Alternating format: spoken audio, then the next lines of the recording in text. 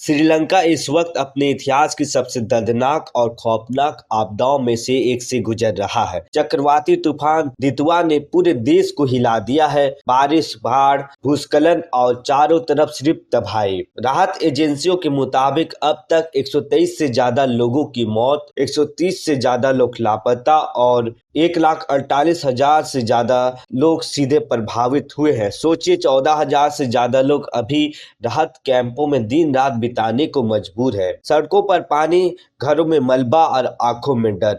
कई परिवार ऐसे हैं जिनका सब कुछ सिर्फ कुछ मिनटों में छिन गया। हजारों घर ध्वस्त हो चुके हैं और कई इलाकों से संपर्क पूरी तरह टूट चुका है। सबसे बुरी हालत कोलंबो और गामपाहा जिले की बताई जा रही है, जहां केलानी और अट्टा नागलू नदियां खतरनाक स्तर से ऊपर बह रही है। अधिकारियों ने यहां सीधा आदेश दिया है, जो भी संवेदनशील इलाके में है तुरंत सुरक्षित स्थानों पर चले जाएं।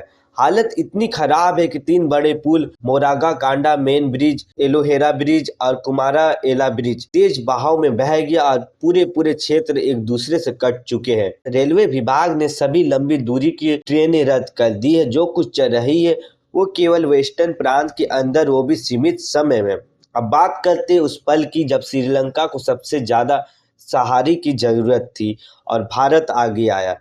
भारत की नौसेना ने ऑपरेशन सागर बंधु शुरू किया, यानी कठिन वक्त में पड़ोसी का सच्चा बंधु बनकर मदद करना। दोस्तों, ये वही इंडिया है जो हमेशा पहले मदद के लिए हाथ बढ़ाता है, चाहे मालदीव हो, नेपाल हो या फिर आज का श्रीलंका।